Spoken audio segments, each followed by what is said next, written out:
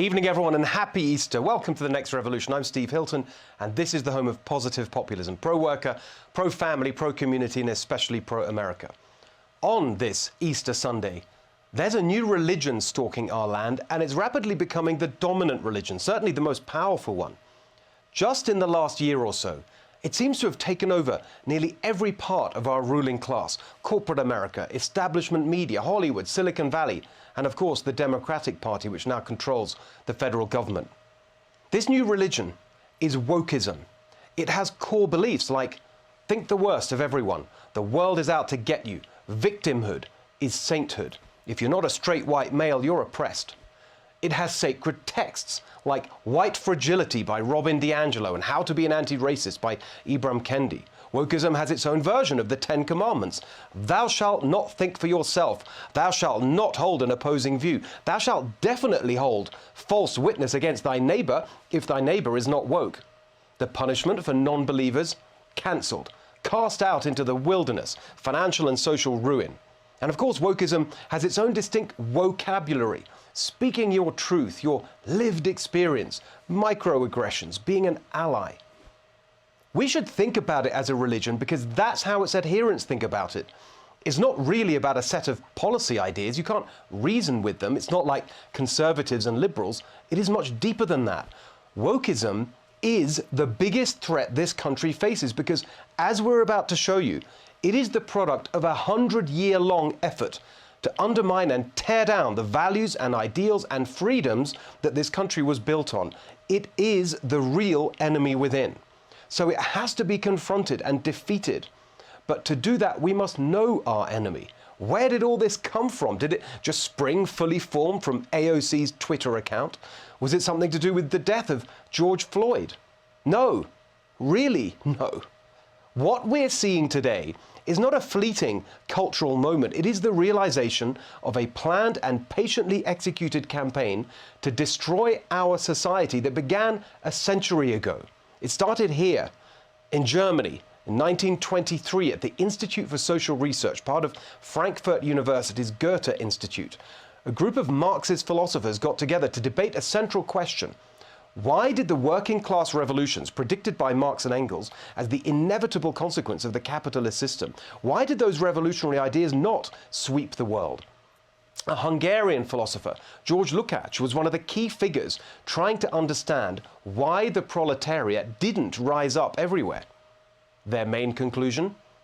That it wasn't all about economics, as Marx had argued. In reality, the proletariat were held back by other forces that destroyed their class consciousness. These other forces, not just capitalism, were standing in the way of the worldwide communist revolution. What were those forces? The philosophers of the Frankfurt School concluded that it came down to three in particular: family, religion, and culture. In their view, family, faith, and culture were the building blocks of bourgeois society used by the elite to keep the masses oppressed. So they invented a new theory which explained all this and explained how to dismantle those building blocks. It was called critical theory. For around a decade, the Frankfurt School pursued these radical ideas. In Germany, many of them eventually made their way across the Atlantic to New York, where they took up residence at Columbia University's sociology department. The leading figure became this man, Herbert Marcuse, whose work was massively influential in American academia from the 1960s onwards. It changed the whole approach of academia. Instead of studying the world, universities should aim to change it. The entire purpose of higher education must shift from education to activism. Especially influential was Herbert Marcuse's book, The One-Dimensional Man. This laid out a blueprint for the social revolution and for the first time added a racial component. The idea was that an alliance of racial minorities, the liberal intelligentsia, and violent outside agitators would take power. Marcuse also pushed something he called repressive tolerance, the idea that violence by the radical left must be tolerated, but such tolerance should never be extended to the right. You can see how that played out just in the last year. One of his students was Angela Davis, who went on to be one of the most radical activists of the 1960s and 70s, involved with the Black Panther Party in California. Critical theory became critical race theory. It grew and spread throughout the 1970s, 80s and 90s to become the dominant on-campus ideology that we see today. One of its leading champions was Derek Bell at Harvard Law School, who was later involved in controversy over his influence on Barack Obama. Then came the next big move to unite all the various oppressed and marginalized groups into one overarching theory of social justice. And the person who did that was Kimberly Crenshaw, who invented the term intersectionality in 1989 to describe how different parts of your identity, race, gender, sexuality, could intersect and compound your oppression. What's the point of telling you all this? When we see Biden on his first day pushing for boys to compete in girls' sports, restoring racist training for federal employees, cancelling education about American history, when we see deranged calls to defund and abolish the same law enforcement agencies that protect us every day, when we see our leaders preoccupied with woke virtue signaling while a humanitarian crisis spirals out of control, we need to know that these are the fruits of trees planted 100 years ago. One of the reasons they've been so successful is their mastery of language. They hide their vicious, intolerant ideas behind words like diversity, equity, and inclusion. Of course, in their true meaning, those are good things. Diversity is part of nature, and we should love it for that reason alone. It is important to make sure everyone is included in the amazing opportunities America offers, and it's obvious that hasn't always been the case in the past.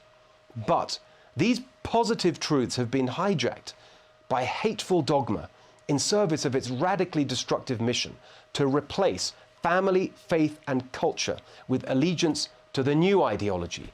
So, when your local government, your health provider, your corporate HR department starts mouthing the vocabulary and forcing workers to denounce themselves and each other for their whiteness, when your grandchildren return from university talking and behaving like red guards from Chairman Mao's Cultural Revolution, when your children come home from school and tell you that they now know that they are actually racist, when you see this evil, fanatical religious terror creeping into every aspect of your life, destroying careers, friendships, relationships, realize what it is. It is not going away like some fad. Wokeism has been marching forward for 100 years, marching through our institutions, marching through our power centers, marching through our culture and society. It has all the hallmarks of the worst, most authoritarian regimes in history. But it is more insidious and more dangerous. It is the enemy within, and right now it's winning. We need to wake up. We need to overturn wokeism with our own revolution. Fight it wherever you see it. Stand up to their cancel culture. Call them out. They are wrong and we are right.